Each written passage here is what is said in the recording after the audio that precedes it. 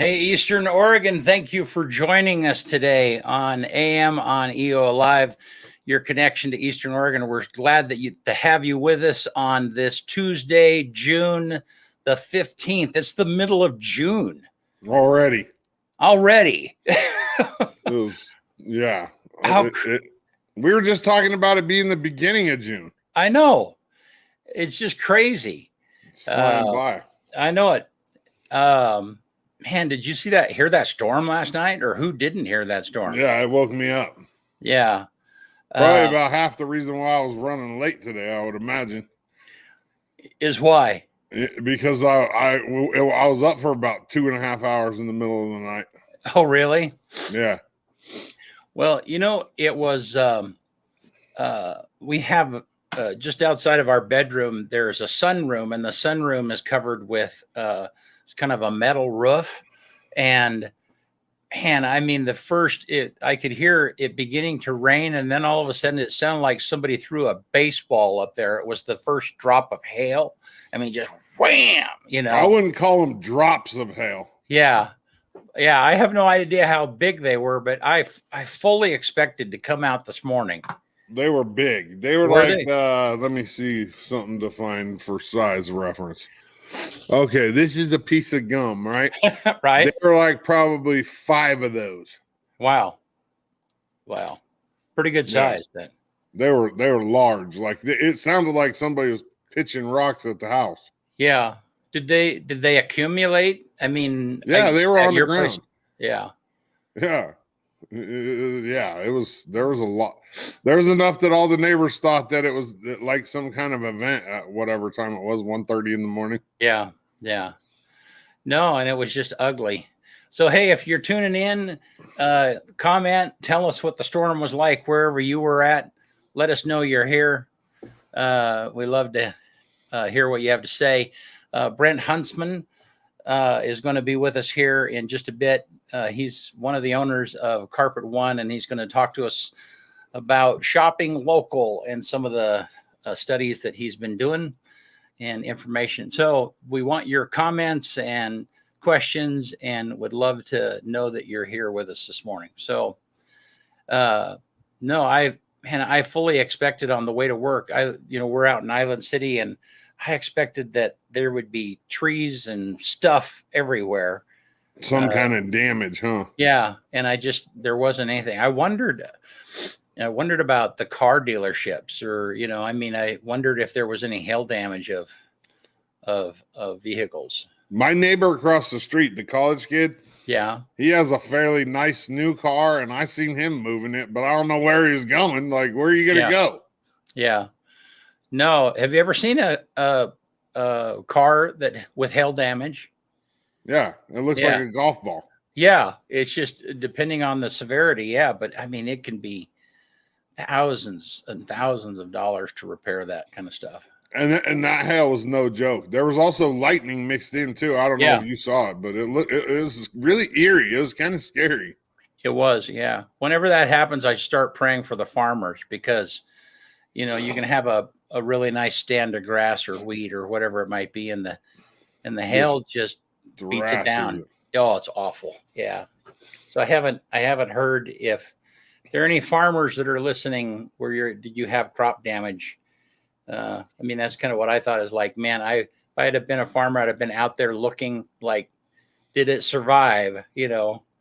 Whatever it might be. Guess what's today, this evening, 5:30. Keeping it clear with Cody Bowen. It's funny. I had some friends who asked me about how Cody was doing. They're folks that travel in and out of the area. And I said, well, you should watch one of those shows, because it's a perfect example of just that. Cody speaking clearly about how things are going. Yep. Yeah. Hey, he pretty much answers everything too. Like he does. He doesn't shy away. He doesn't. It's direct. I mean, he's. I really like the way that he communicates. And what's kind of funny is that you and I have known Cody forever, but to hear him speak in this role is just very interesting. I mean, it's just a new it's a new side of Cody that I don't think I personally hadn't seen, so it's awesome. Yep. Hey, so how's the diet going, man? Going good. Yeah. Going good. Just trucking along. So talk to us about Met Trim for a minute. Yeah. So,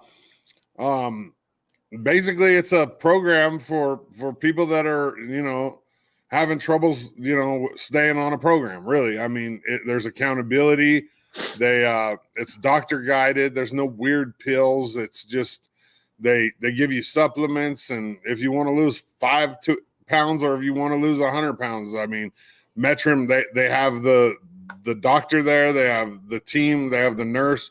You go in once a week, you get a shot. It's vitamin B12. You do your shopping and you weigh. I do it on Wednesdays, and you stay on their food plan. They have a plan, and yeah, it's low calorie, but it's high protein, and the results are solid. I mean, I've lost 40 pounds in 9 weeks. Wow, that's phenomenal.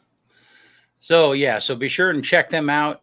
They're right across the street from Nature's Pantry on 4th Street, and Dr. Kopp and the team, they'll take good care of you, man. They're excited. They get excited about weight losses. Well, Dr. Kopp's done it himself. He's lost over 100 pounds. Yep. Well, hey, look at that day, man. I love it after a rain. It's just beautiful. It is. It's going to be warm today. I could feel it out there. Well, here, let's look and see what Gabe is calling for. It feels like it's going to be warmer than that, Gabe. Maybe I'm wrong, unless the rain starts sooner.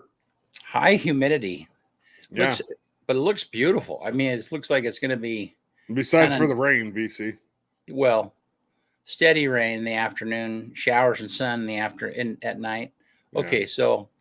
So this morning we is going to be kind of like it is right now, but after that, yeah, okay, and then this tomorrow. Tomorrow warms up.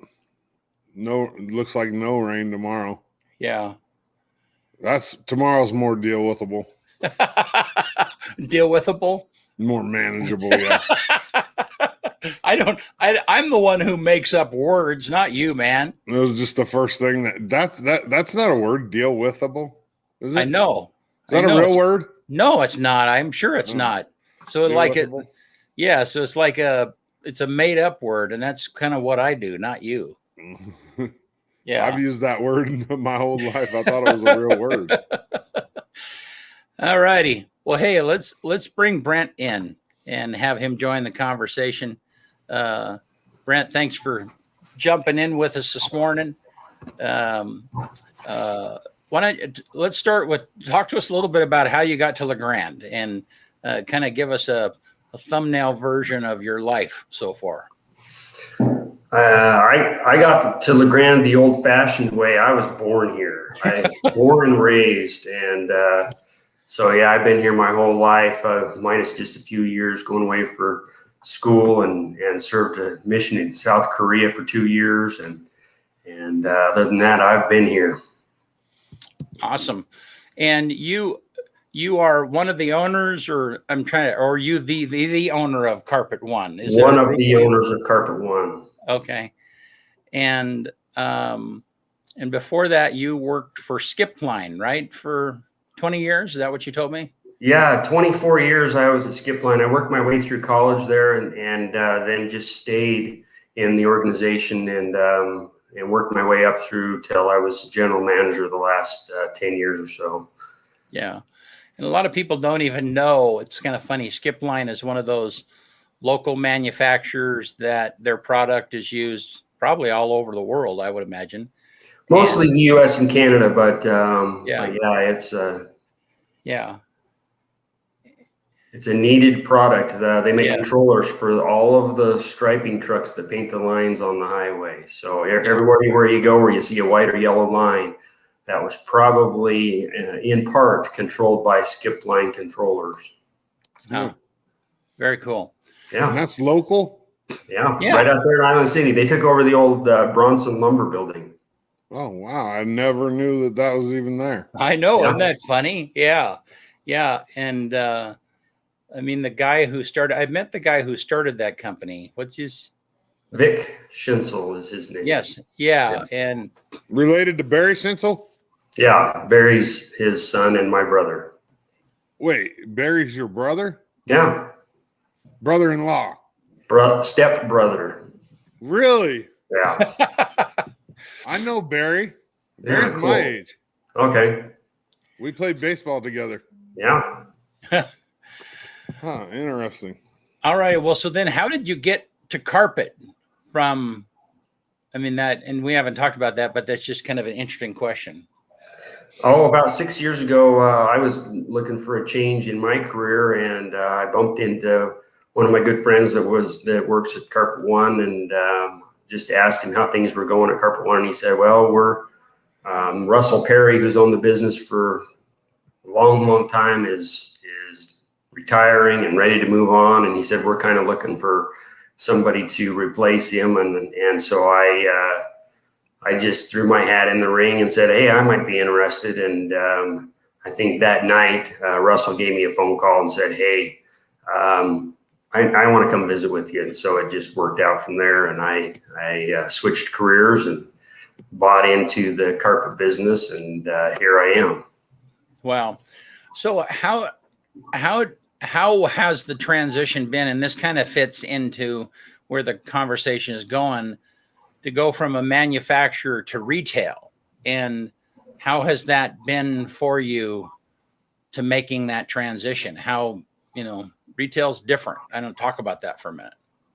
Yeah, retail is a lot different. And I feel like, learning about marketing in manufacturing business, we didn't have to do a lot of marketing just because we were the only game around, and so everybody came to us, and we didn't have to do any marketing. And in retail, it's all about marketing and getting your name out there and letting people know what you're doing. And so that's been a learning curve, but it's been a lot of fun. And the other thing about retail that I like is you get to know people, and we just see a lot of people every day and get to talk to people and get to find out about their projects and their homes. And we go into a lot of people's homes around the community and see what they're working on.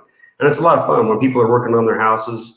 That's a lot of fun to kind of see what they're doing.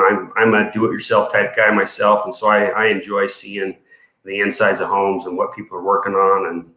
And I like to do that in my own house. And so it just made it a lot of fun to see what can be done and how to make a home, turn out beautiful.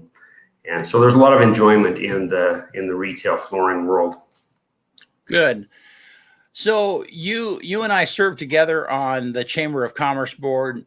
Since then, I was too busy and kind of moved on, involved in Main Street downtown. I'm the president of that association. But, you and I came onto that board, I think, at the same time. Correct. And I always appreciated your thoughtfulness in the discussion. And, since I've left, this idea of shopping local has been something that a task force has been formed around. I think that kind of probably originated out of the chamber board. I'm not certain, but and shopping local has been something that, we've talked about it. Different groups have talked about it for 10 years or long. It's not a new idea, Right. but it's something that's kind of been revitalized. The discussion has been revitalized through this task force. And you recently presented at the Rotary group that I'm a part of. And I thought some of the information that you shared was very vital, and I liked how it was shared. So that's kind of why I have you here today, is I'd like you to talk about that. What are some of the things that you've discovered?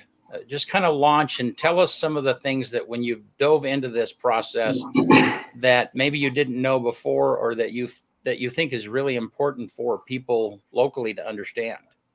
Well, I think one of the things that really started us thinking about this was when COVID hit and a lot of people were staying home. Excuse me. Everybody was shopping online. Nobody wanted to go out into the community. Nobody wanted to leave their house, or in many cases couldn't leave their house. And so as people started shopping online, then something very interesting happens is anytime you spend that money online rather than at your local markets or your locally owned stores, then all of the money that you're spending online tends to just leave the community.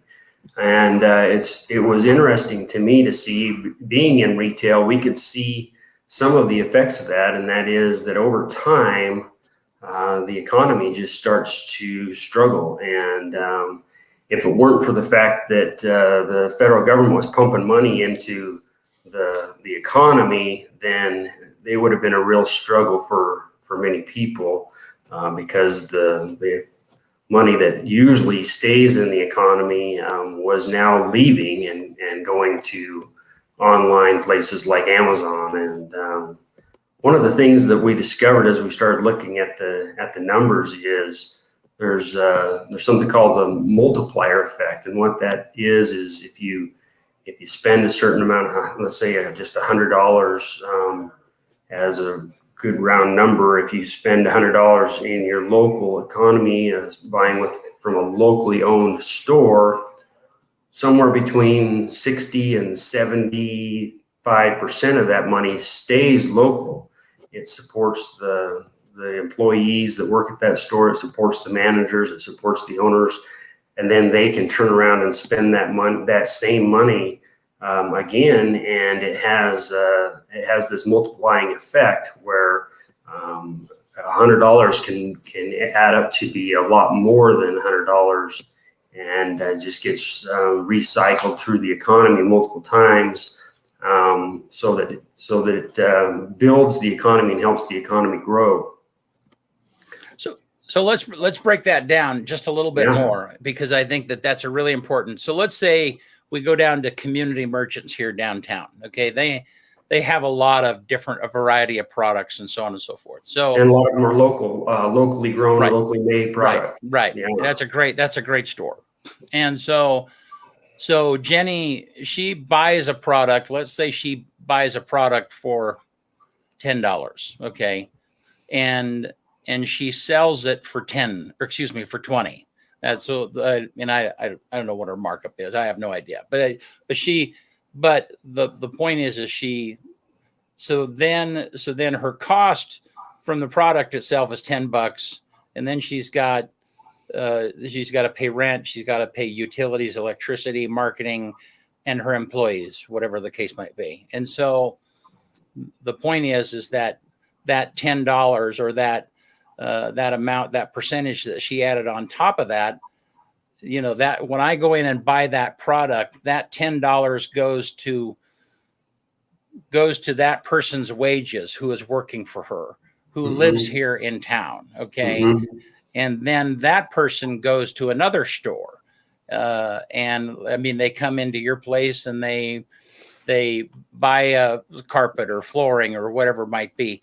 And so that's the circle that you're talking about is that the profit or the money that is spent stays locally here, and we pass that around, and that's what builds our own local economy, as opposed to like an Amazon product. Okay. And is that when the only local money, and I think you told me like maybe 5% or maybe 1% of an Amazon product. 0.5%. Yeah. 0.5%. If you buy from Walmart, only 0.5% of all the money that you spend stays in the community.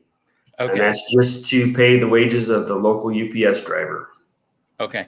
And you said Walmart, but what you meant was Amazon. I meant Amazon. Yeah, I was going to say, because Walmart employees, they make money. Yeah. Walmart and big box stores are kind of they do still add to the economy, but because they're not locally owned, only about 20% of the money stays in the local economy to pay the wages of all the employees, the managers, those people that are in the local community. About 20% of every dollar you spend at Walmart stays here, and the other 80% goes to both, buy product and then goes to the Walton family. So okay. And so then if you compare that to a store like Jenny's store, and we don't know, but I mean, what percentage typically, what percentage would stay locally in the a locally owned store might be somewhere in the neighborhood of 60 to 70%. I would say in her case, it's probably even higher than that because she's buying locally made goods and products. And so even that money that normally would be spent to procure items also goes back into the local economy. And so her store is probably one of the highest stores in town, to be honest. Yeah, as far as percentage wise. Percentage of dollars that stay in the local economy. Yeah. Wow. So go ahead and what else did you discover? Keep talking about this topic for us, Brent. So the other interesting thing is it's found that local businesses are more likely to spend money for local charities, supporting local programs, all of the baseball teams, soccer teams, all of the events that go on with Eastern Oregon Livestock Show. There's just a ton of local things that are happening in the community, and those are generally funded by local businesses. So local businesses, locally owned businesses are somewhere in the neighborhood of 10 times more likely to spend their money to support other local events and organizations that are going on, including charitable contributions to help people helping people and other community kindness and those types of organizations that are helping out where when the economy is struggling and people are struggling to bring in money. So that's another big piece of it. Locally owned employers employ somewhere in the neighborhood of 25% more people than a big box store. Of course, Amazon is a different game altogether. They don't employ anybody locally.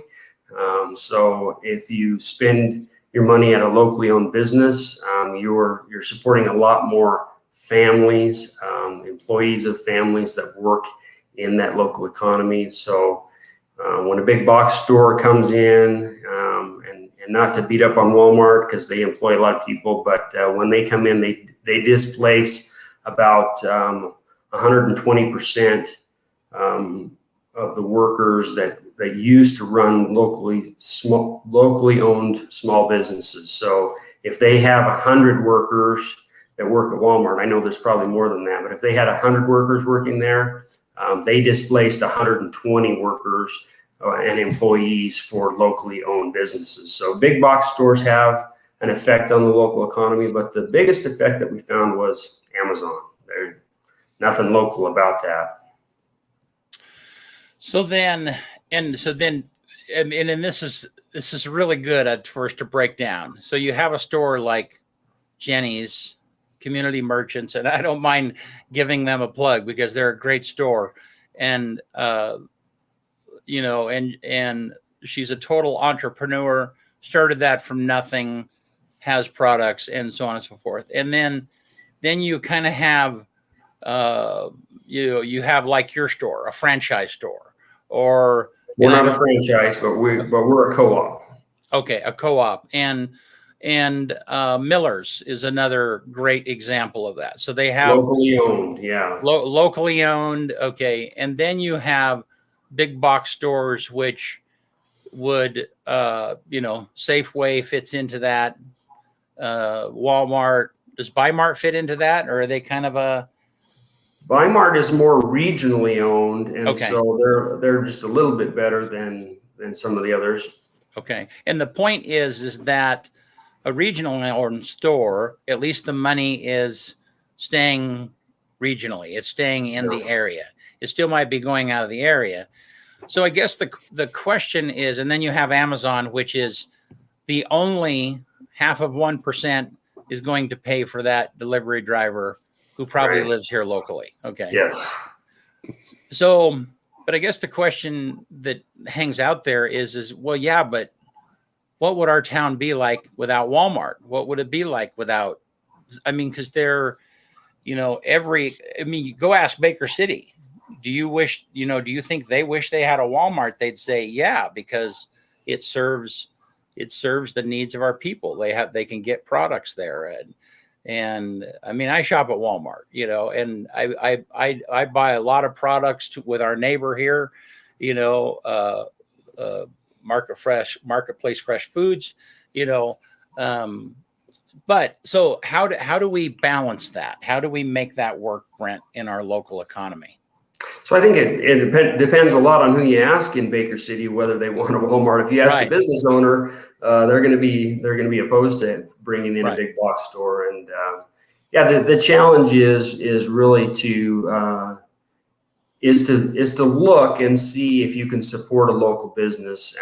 A lot of times we just get so caught up in saving a few pennies or dollars to buy something at Walmart. And just remember that, most of the stuff a lot of the stuff that's in Walmart is coming from China.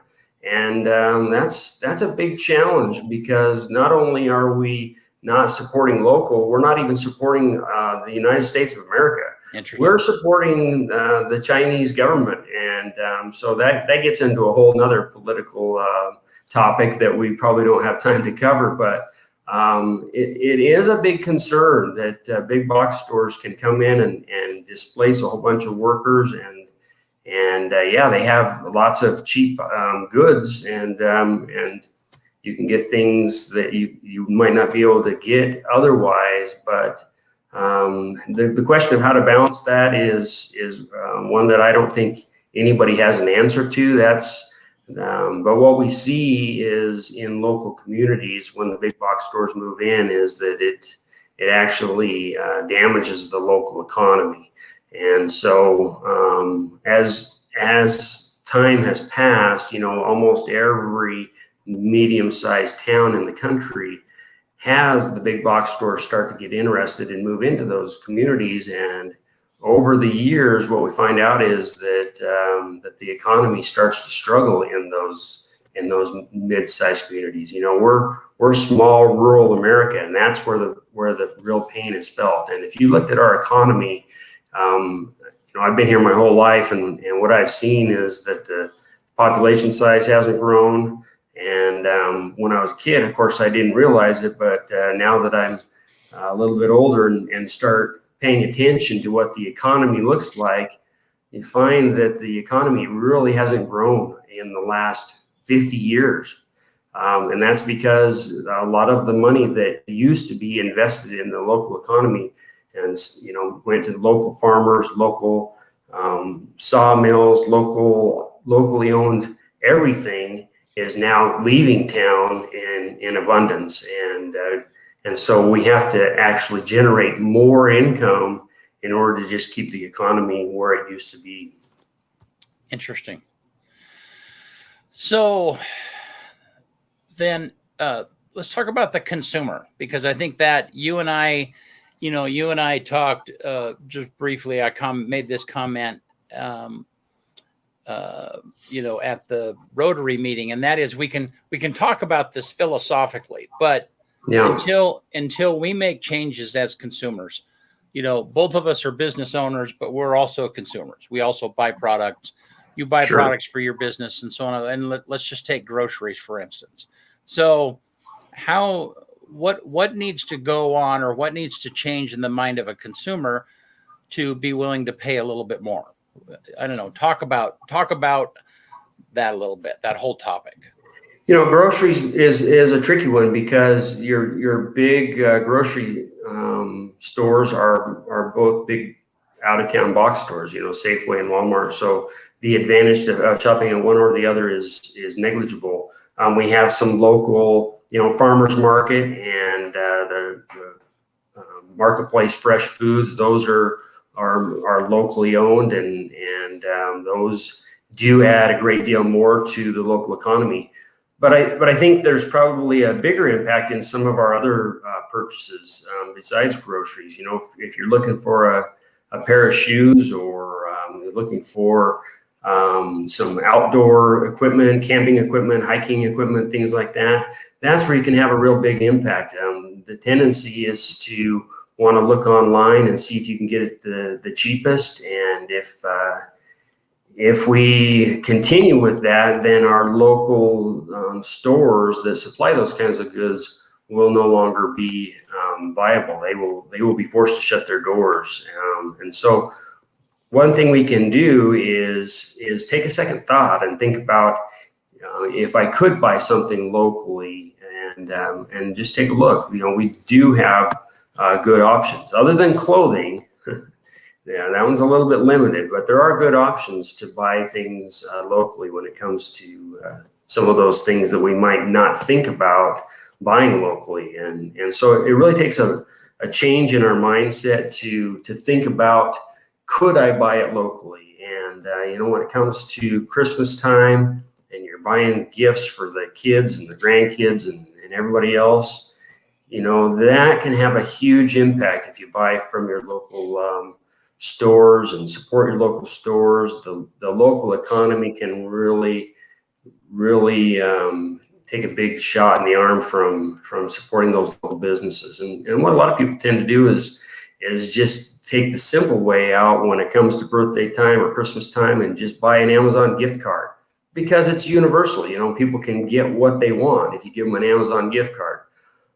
But unfortunately, that's the worst thing for the local economy. So maybe just take a second thought about buying that Amazon gift card and instead buy a local gift certificate. Buy something at your local restaurant or an outdoor store. If somebody likes going to up in the mountains, get them a gift certificate to an outdoor store that's here in town or their favorite restaurant or something like that.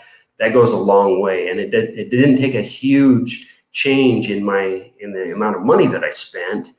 It's just a change in my thought process of maybe supporting local rather than sending it to Jeff Bezos.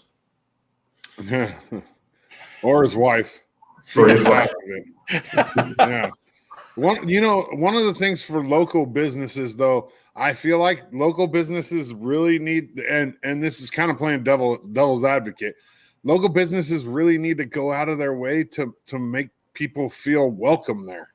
They because if say there's a sporting goods store, for instance, a locally owned one, and I go in there and I don't get good customer service, next time I'm going to buy my kids' bat on Amazon. I mean, that's pretty simple.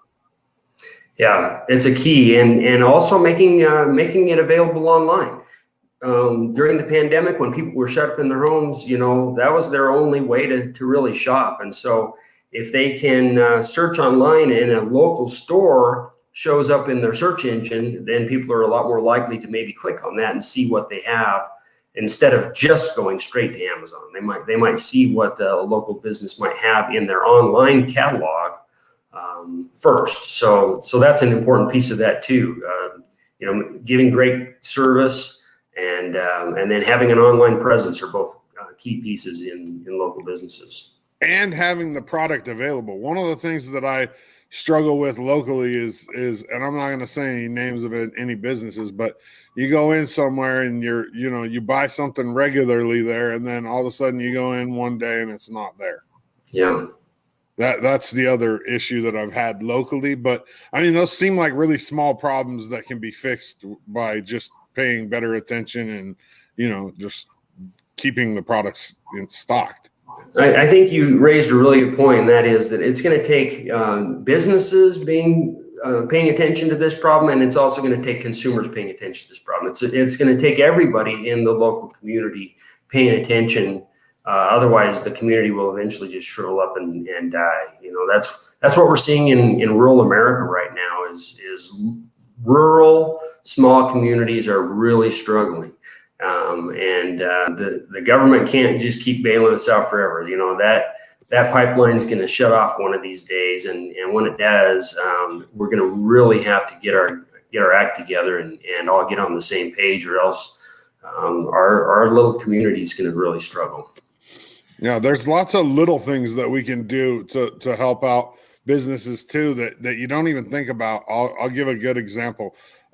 There's a local gun store, and I'll say their name because they're a sponsor of one of our shows, Oregon Trail Trader. You can go online and you can buy a gun, right?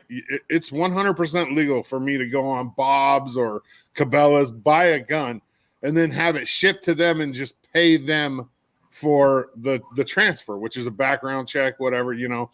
But the idea behind it, like what I always do is I go in there and I say, hey, you find the gun for me. You know what I mean? Like, because that's what they're good at and that's their job. And even if they don't have that gun in stock, it'll be like, hey, my mom's looking for this particular gun.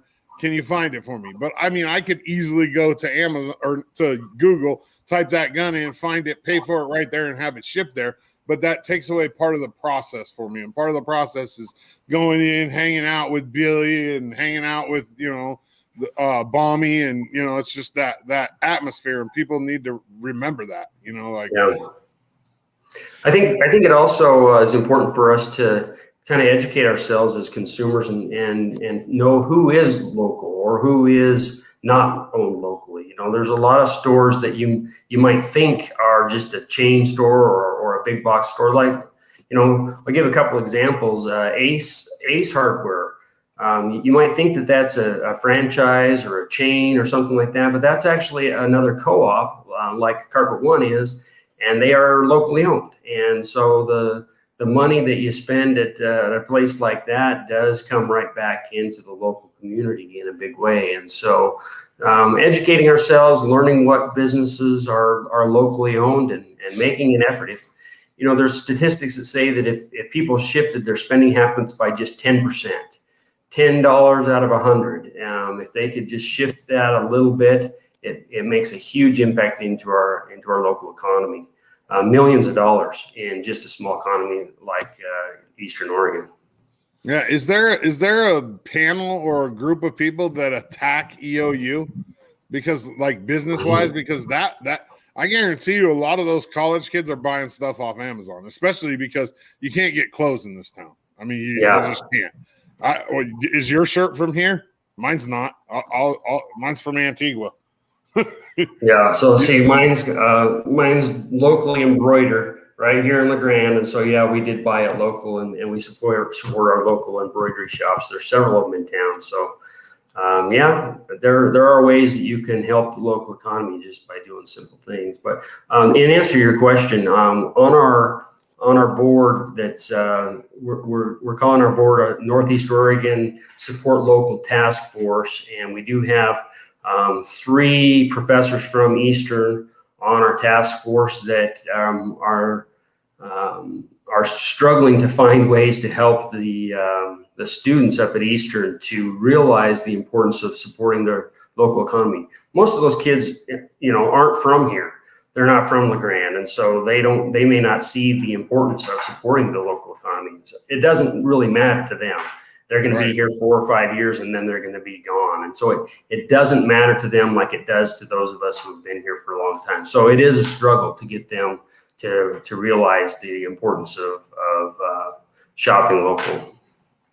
And I would say that the change, I mean, it has to be. It's, for me, there's been an adjustment. It wasn't really until, you know, part of it is I grew up in a frugal family. We didn't have much spending money. And so everything was value shopping. And I remember having business owners in our church. They own an electronics store. We'd go into the electronics store. I couldn't afford anything in there, you know? And so there was kind of a perception of, well, they're rich. They're rich folks, you know, and so I really didn't understand. And I always wanted a deal. I mean, that was the other thing. Part of that was from my dad, you know, it's like, you go in there and you try and get a better deal because they're the owners, they're rich, they can discount the price.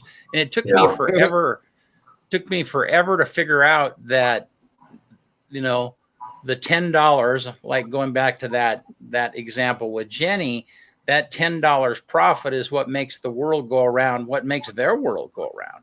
And, you know, it wasn't until I was in business that I realized that, you know, oftentimes everybody gets paid in the business except the owner. And, you know, people might walk in and go, wow, he's got expensive cameras, or look at the studio and not understand that, yeah, but I drive crappy cars and there's a reason for that, you know? So I had to make an adjustment myself. I had to purposely understand that I was going to spend more money for some of the products that I wanted in order to buy them local. Yeah.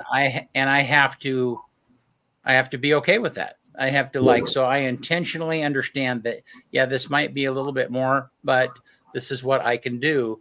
And I know Marco at Marketplace Fresh Foods. I know I mean, it's why we shop at Carpet One. And so, as business, I'm sorry, Brent. No, go ahead.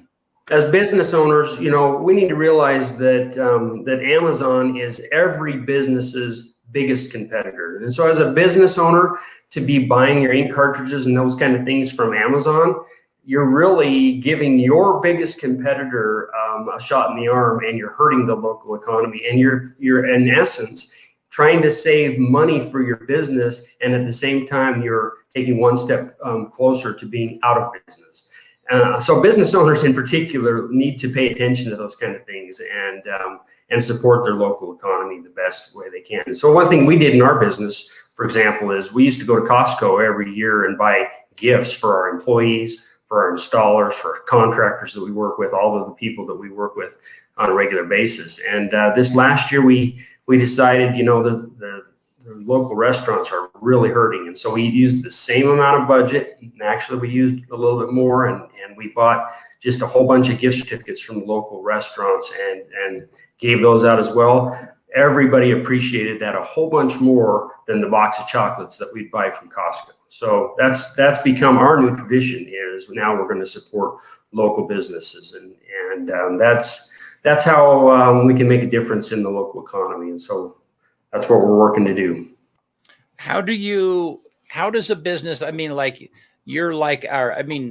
when I buy cameras, I don't have any choice but to buy them from somewhere else, So some of the professional products that we buy, or some of the stuff that we buy in bulk, we have to order that online. And I'm not sure it makes any difference that if I buy it from B&H in New York City, which is a big camera outfit, or I buy it from Amazon. How do, I understand the concept, but how does a business deal with those expenses that have to come from outside?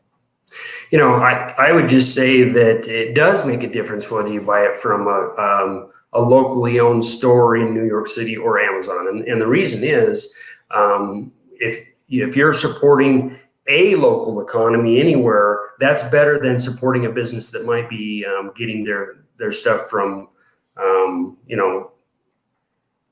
a sweatshop in China, or just putting all of that money back into Jeff Bezos' pockets.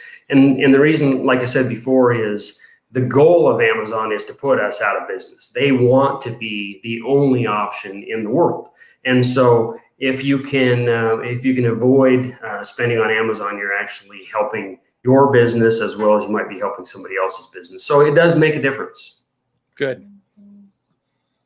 I think one of the ways too is to make sure that communities have a competitive wage, because one of the things that people struggle with is if Amazon has something for sale for $2 and Marketplace has it for $4, and they're not getting a competitive wage, they're scrapping for money. Well, that $2 could mean whether they're eating or not. You know what I mean? So of course they're going to go to Amazon. Yeah. Yeah, it's a tough choice. It really is. And like you said before, it has to come down to when things like that, whether it's a $2 purchase or $4 purchase, there has to be more to that purchase than just the price of the item. There's got to be some service component. There's got to be an atmosphere component. There's got to be something else. And just getting to know somebody, like Brent said a minute ago, just because we know each other from being on the Chamber of Commerce board together, that makes us more likely to do business with each other.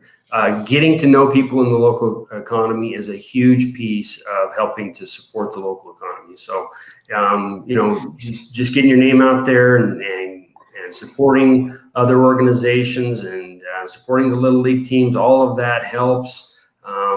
And just getting around and getting to know people in the community, in your church, and wherever you go, those all will help. You'll be more likely to spend that $4 on a $2 purchase if it's helping a friend than it is if it's just somebody you don't know. So I agree with you. Well, and we try, and I mean, when I buy my furniture from Northwest Furniture and Mattress because they're one of our sponsors, and that is our own little way of doing the cycle ourselves. They're advertising with us, and so we're spending money with them, and that is the concept, on a bigger scale for what we need to do in town. I mean, anytime you go to a baseball game and again, I don't know why I didn't get this for so long. The name of that business on the front or the back of the shirt is like they're investing in the local economy. You don't see a Walmart team. You don't see and so those folks are, Walmart might have a program to do that. But the point is that the swim teams, the people that donate to the high school calendar, those are all locally owned businesses that sometime literally the owner is taking money out of his own pocket. And there are times when we donate stuff that is like, hey, it's not me donating it. It's actually my wife who is carrying the business from time to time, who is working a full-time job. She's the one that's taking money out of her pocket and supporting that local business, so, no. So I want to go back for just a minute and drill down on one thing that you said, because it's really important. And that is, you said, talk again about, so when a business buys, so let's say, I don't think it, like, we're in the video production, advertising, marketing business. Mm-hmm. So Amazon isn't really a competitor, but you were saying, but if I buy products from Amazon, that one of the things I'm doing is supporting my biggest competitor. Talk about that for just a minute.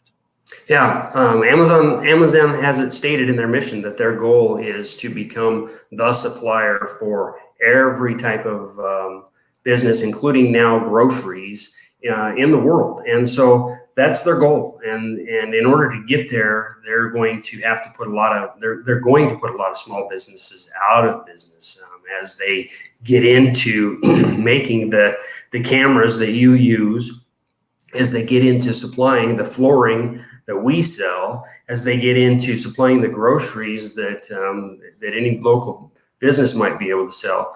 They're going to be able to make it cheaper than we can, and they're going to be able to provide it a lot less expensive than anybody at the local level can. And so for that reason, local businesses will dry on the vine if the situation continues. And really, there's been a shift in spending patterns in our country.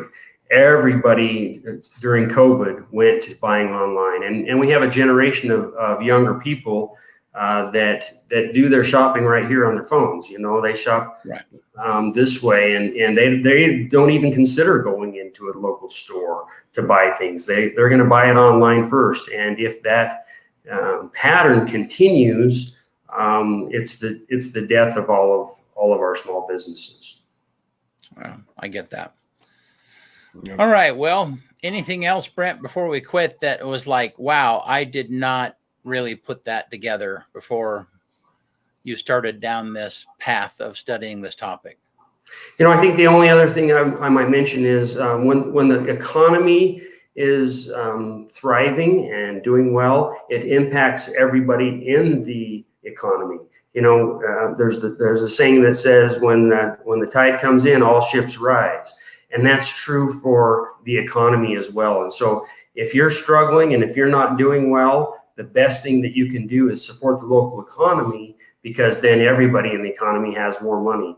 If I sell one more home worth of flooring, that gives me just a little bit more money to spend at another local business. And so all ships rise when the tide comes in. And so that should be our goal, is to support local. It helps everybody in the community.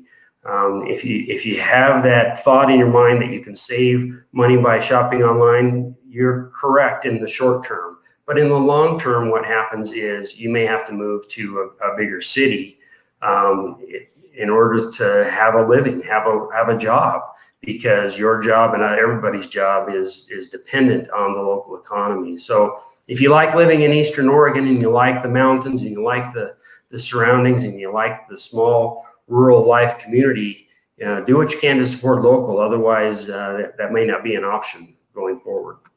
Yep. All right. Well, Brent, Well thanks said. so much.